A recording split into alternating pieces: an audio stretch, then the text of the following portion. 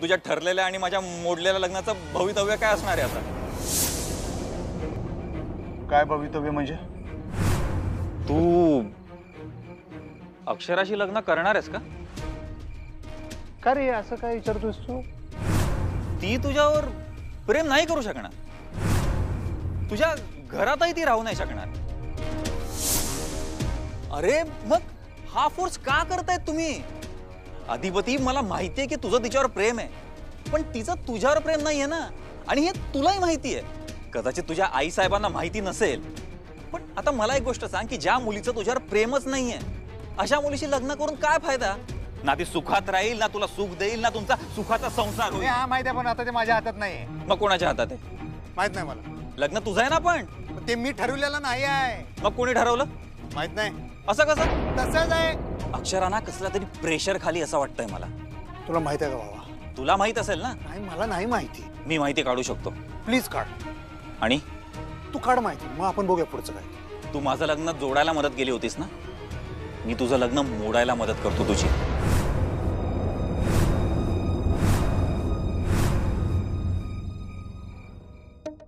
हा विद्याताई, बोलू शकतो?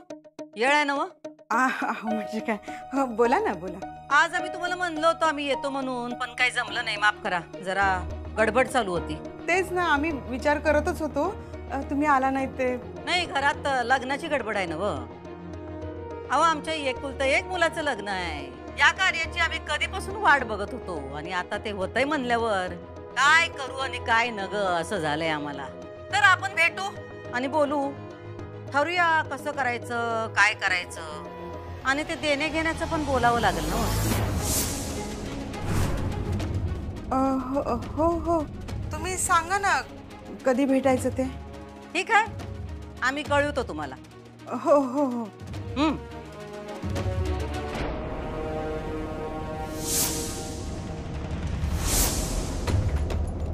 काय झालं? ते भुवनेश्वरी मॅडमचा फोन होता. काय म्हणाल्या? देण्या घेण्याचं बोलू असं म्हणाल्या ग त्या. त्यांची आपल्याकडनं काही अपेक्षा असेल का? छे ग, त्यांची काय अपेक्षा असणार आहे? नसेल काही.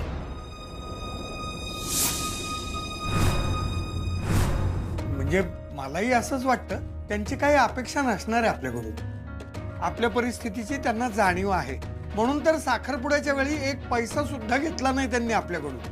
आता देणे घेण्याचं म्हणजे एक जनरल बोलायचं असेल, कसं करायचं, काय करायचं ते ठरवण्यासाठी भेटणार असतील. मला तर वाटतं मोठं लग्न करतील त्या. आपण सांगूया त्यांना मोठं लग्न नको करायला म्हणून. लग्न साधेपणाने करू.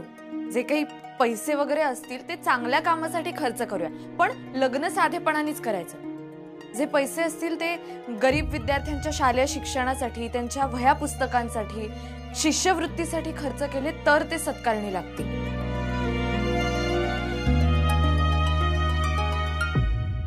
अधिपती, मी खरंच सांगतो, तुझं लग्न मोडायला मी मदत करू शकतो. तुला एक सांगू काय भावा? काय?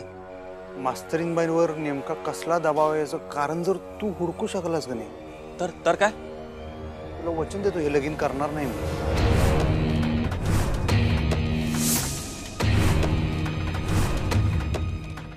म्हणजे तुला पण वाटतंय ना की अक्षरा कुठल्या तरी दबावाखाली लग्न करते? मला 100% खात्री आहे. अरे मी गेली 3 वर्ष झाले ओळखतो तिला. मला माहिती आहे ना तिचं शिक्षणावरचं प्रेम, तिचा शिक्षणाचा ध्यास. ती तुझ्यासारख्या कमी शिकलेल्या माणसाशी कधीही लग्न करूच शकत नाही. तुमचं लग्न झालं तरी भुवनेश्वरी मॅडम आणि तिचं पटणं शक्यच नाही. आग आणि पाणी एकत्र राहूच शकत नाही. ठीक आहे, तुझं म्हणणं कळलं, पण मी म्हणलं तसं कर. मला पुराव्यासहित कारण आणून दे, मी बघतो पुढं काय करायचं.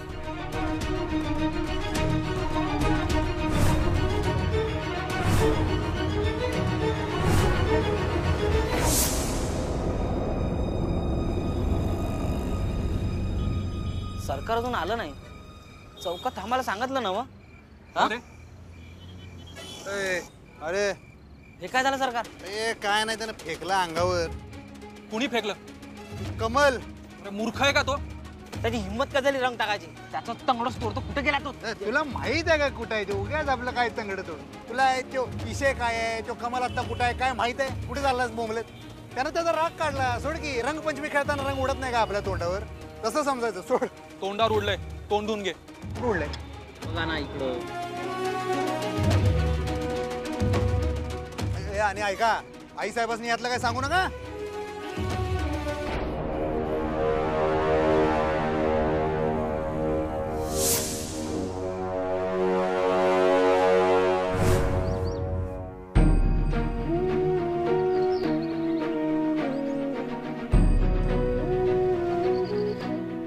भुवनेश्वरी मॅडमनी मला गुडघ्यावर आणलं असं त्यांना वाटतंय खरं, पण असं नाहीये.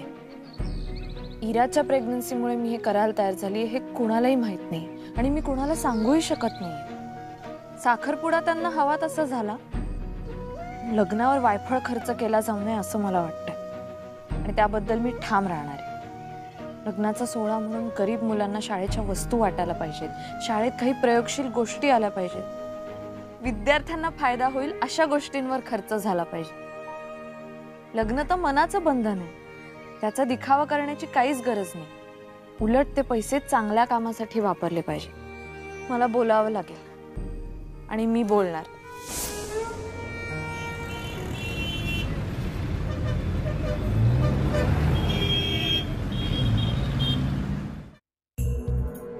हा तर आम्ही म्हणत होतो की आमच्या मुलाचं लग्न शाही थाटात व्हायला पाहिजे. हो मॅडम. आदिपती सूर्यवंशी घराण्याचे एकुलते एक वारस आहेत आणि हे आमच्या घरातलं पहिलं कार्य आहे. लई मोठे मोठे लोकांना आमंत्रण जाणार आहेत. मुळात पत्रिकाच अशी राजेशाही पाहिजे की ती बघून वाटलं पाहिजे कुठल्या राजकुमाराचं लग्न आहे म्हणून. हो मॅडम. आता सांगा तुमच्यापैकी कोण कोण काय काय करता. मॅडम मी वेडिंग प्लॅनर आहे. म्हणजे विवाह नियोजक आमची कंपनी आहे. आम्ही लग्न जुळवतो. लग्न लावता असं सोपं सांगा की. तेच ते. ही माझी टीम प्रत्येकाला कामं वाटून दिलेली आहे. आम्ही लग्न सोहळे एकदम पारंपरिक पद्धतीने करतो. हा तेच पाहिजे आम्हाला. मॅडम मी पत्रिका तयार करतो एकदम पारंपरिक, आणि तुम्ही म्हणालात ना राजेशाही, अगदी तशीच. हवं तर मी सॅम्पल आणून दाखवेन तुम्हाला. बरं पुढं. मॅम मी कॉस्ट्युम डिझायनर आहे. मी कपड्यांचं बघते. नऊवारी, सहावारी, पैठणी साड्या मी स्वतः डिझाईन करते. मॅडम मी जेवणाचं बघते. आमच्याकडच्या लग्न थाळी सर्वात जास्त फेमस आहेत आणि आम्ही खूप अशा नवीन नवीन डिशेस देण्याचा नेहमीच प्रयत्न करत असतो. हे सगळं ठीक आहे, पण ही सगळी तयारी तुम्ही 1 ऑक्टोबर पर्यंत करू शकाल ना व? कारण लग्न अंबाबाईच्या दारात आणि रिसेप्शन जंगी करायचं आमच्या मनात आहे. सांगा तुम्ही आता कसं कसं करणार ते. आमचं एकच म्हणणं आहे, काय बी करा पण सगळं राजशाही झालं पाहिजे. कारण तुम्हाला सांगितलं तसं हे आमच्या एकुलतं एक मुलाचं लग्न आहे. त्यामुळे शाही थाटात आणि दणक्यात झालं पाहिजे. पैशाची काही कमी नाही. पैसा पाण्यासारखा खर्च झाला तरी चालेल, पण लोकांच्या लक्षात राहिलं पाहिजे लग्न की याच्या आधी असं लग्न झालं नाही आणि याच्या नंतर असं लग्न होणार नाही. म्हणून लोकांनी आदिपतींच्या लग्नाची जन्मभर आठवण काढली पाहिजे. शाही समारंभ, शाही जेवण, शाही कपडे, शाही दागिने, शाही सोहळा सगळं शाही व्हायला पाहिजे. कळलं का? हो मॅडम. आम्ही तशी पीपीटी तयार करून आणली. म्हणजे जे काही करायचं त्याचे नमुने आणले. हा दाखवा, नमुना दाखवा.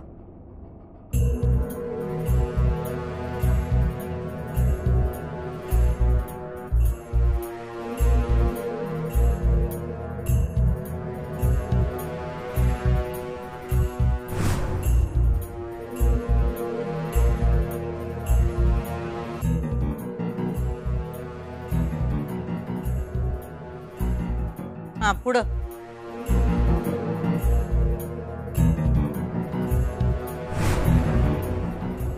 आई ऐक ना, मी पाहुण्यांची यादी करतेय. कुणाला बोलवायचं सांग बरं. हो सांगते. आपण ठरवूयात किती लोकांना बोलवायचं ते. हा बर. ताई ऐक ना, तुझ्या ओळखीतले पण कोण कोण आहेत सांग ना, म्हणजे शाळेतले वगैरे. काय आहे की आपण भुवनेश्वरी मॅडमना भेटायच्या आधी प्रिपेअर असायला हवं ना, आणि आपल्या काही आयडियाज असतील ना त्याही सांगू. इरा ऐक, एवढं सगळं नको करायला. म्हणजे अगं मी म्हटलं ना, घरगुती आणि साध्या पद्धतीने करूया. पण आपण तर ते ठरवू शकत नाही ना. हा भुवनेश्वरी मॅडमना विचारायला हवं. हा, मी समजावून सांगते त्यांना. मला नाही वाटत त्या तयार होतील. हे बघ इरा, काही झालं तरी मी खर्चिक लग्नाला तयार नाही. येते. बरं, जाऊ दे. आई सांग ना मला. मास्तरीनबाईंवर नेमका कसला दबाव आहे याचं कारण जर तू हुडकू शकलास का नाही तर काय? तुला वचन देतो हे लगीन करणार नाही मी.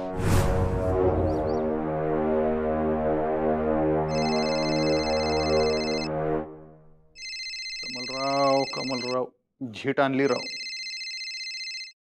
हा कमलराव बोला. काय नाही, जरा अपडेट द्यायलाच फोन केला होता. कसलं? ते मी बोलतो इराशी आज. हा, आमचं चांगलं आहे ना, आणि मला खात्री आहे ती सांगेल मला सगळं. म्हणजे आजच कळेल मला, मी लगेच सांगतो तुला. हा, तोवर तू प्लीज तिकडची खिंड लढवा, म्हणजे गोष्टी जरा फार पुढे नको जायला ना. ते आता कसं आहे, तू मला किती वेळात पुढची माहिती देतोस त्याच्यावर पुढचं नियोजन कसं काय लागणार ते अवलंबून आहे. हा, मी आज देतो ना माहिती, डेफिनेटली. काय ते कळव मला, फोन कर, मग बघूया पुढचं काय ते. ठेवतो आता. हा हा हा.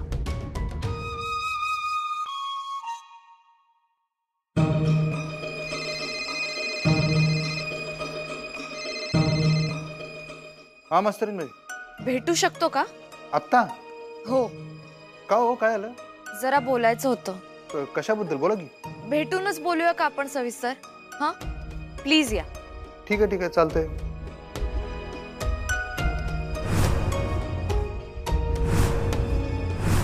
काय इव्हेंट मॅनेजमेंट वाला आलत? अगं भाई की ते काय म्हणतात की पीटी काय, हा नमुना प्रेझेंटेशन. हा तेच ते त्यांनी दावलं आणि ताईला लय आवडलं, मला बी लय आवडलं. काय राजशाही लगीन सोहळा करायचा विचार आहे ताईचा. डोसक्यावर पडली काय ग ती? म्हणजे कधी कधी ना काय विचार करती तेच कळत नाही. एकदा म्हणती काही लग्न मोडणार आहे आणि दुसरीकडे एवढी जंगी तयारी करती. चंची अगं मला बी काय बी कळेना झालंय. माझ्याकडे नाही समजा असं डोसक्यावर न जायलंय. मम्मी हाय पैसा म्हणून एवढा उधळणार का ती? लग्न मोडायचंच आहे तर एवढा थाट कशा पाहिजे? गपचूप छोट्या लग्न केलं तर काय बिघडतं ग? एवढं मोठं करायची काय गरज आहे मम्मी? हिला कोण सांगते एवढं सगळं करायला? सगळीकडे नुसतं आपलं मोठं मोठं मोठं. मम्मी माझं अधिपतीचं जेव्हा ठरलं होतं तेव्हा केलं होतं काही नाही एवढं. ती 1.5 दमडीची मास्तरीन येणार म्हणून ही एवढा मोठा सोहळा करते. इरा, का सांग ना प्लीज, कसला दबाव आहे का तुझ्या ताईवर? अगं मी मदत करू शकतो तिची. इरा प्लीज सांग. तुम्हाला एकदा सांगितलेलं कळत नाही का? मला तुमच्याशी बोलायचं नाहीये. का पिछा सोडत नाही तुम्ही आमचा? तुम्ही जा बरं तुमच्या मार्गाने. माझ्या आयुष्याचा मार्ग अक्षराकडे जातो.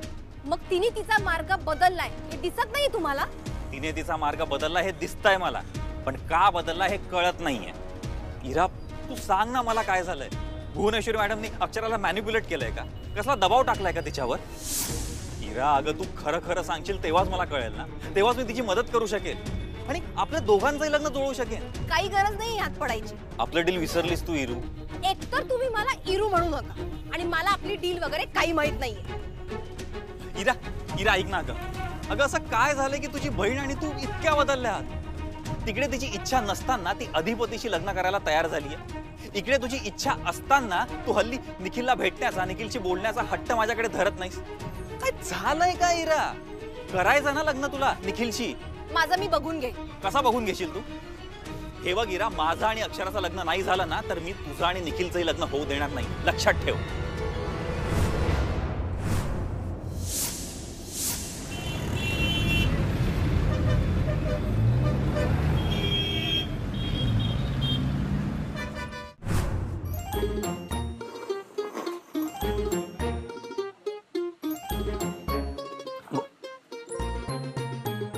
बोला की, काय म्हणता?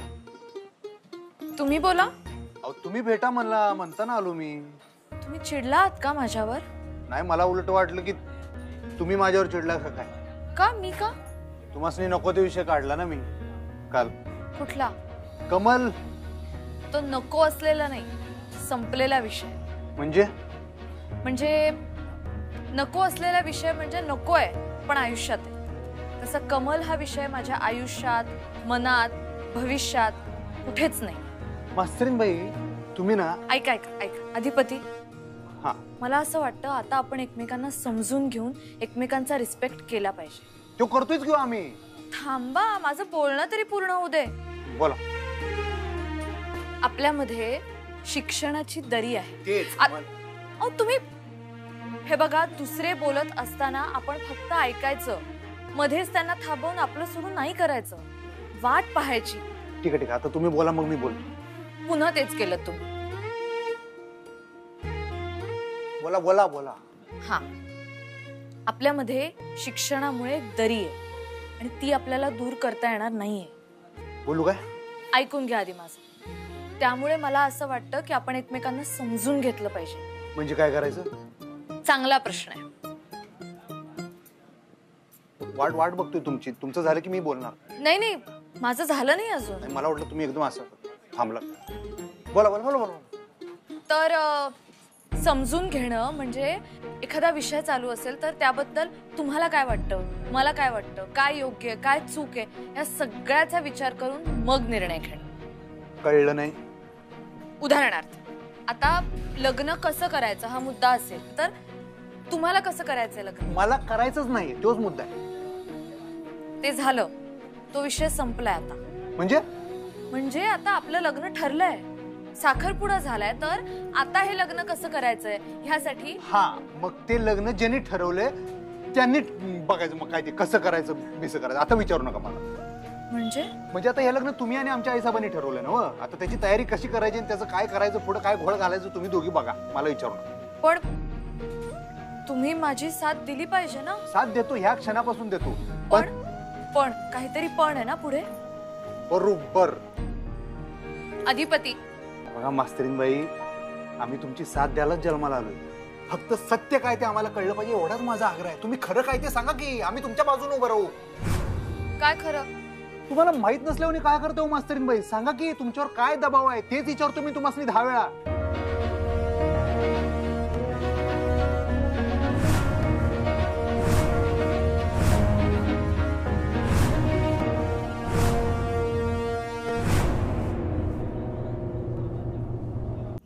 असल्या पोकळ धमक्या तुम्ही मला देऊ नका. तुझ्या बहिणीसारखी वागू नकोस तू माझ्याशी. म्हणजे ऍटिट्यूड देऊ नकोस तू मला. तुला माहित नाही मी काय करू शकतो ते. काय करणार आहात तुम्ही? सांगा ना, काय करणार आहात? मी तुझं आणि निखिलचं लग्न जसं जुळवू शकतो तसं ते मोडूही शकतो. निखिलचे आई बाबा माझ्या शब्दाबाहेर नाहीयेत. मी त्यांना सांगून तुझं लग्न मोडूच शकतो. हेच अपेक्षित होतं तुमच्याकडनं. तुमच्यासारख्या माणसाकडून अजून दुसरी काय अपेक्षा करणार आहे? माझ्यासारख्याकडून म्हणजे? एक नंबरचे कपटी आणि मतलबी आहात तुम्ही. तू मोठी निस्वार्थी ना. निखिलचे लग्न जुळावं म्हणून गोडगोड गोडगोड बोलत होतीस तू माझ्याशी. नाही बोलणार आता. हा, आता काम झालं तुझं. तुम्हाला काय समजायचं ते समजा, पण प्लीज मला तुमच्याशी बोलायचं नाहीये. आता मी पण बघतो तुझं लग्न कसं होतं ते. काय करायचं ते करा, जा. माझं लग्न झालं नाही ना तर मी तुझंही लग्न होऊ देणार नाही, लक्षात ठेव. किती दुष्ट आहात हो तुम्ही. स्वतःचं लग्न मोडून समाधान झालं नाही म्हणून माझ्या ताईचं लग्न मोडायला निघाला, आणि तिथे डाळ शिजली नाही म्हणून माझं लग्न मोडायला निघालात. जा, काय करायचंय ते करा. मी तुम्हाला घाबरत नाही, समजलं?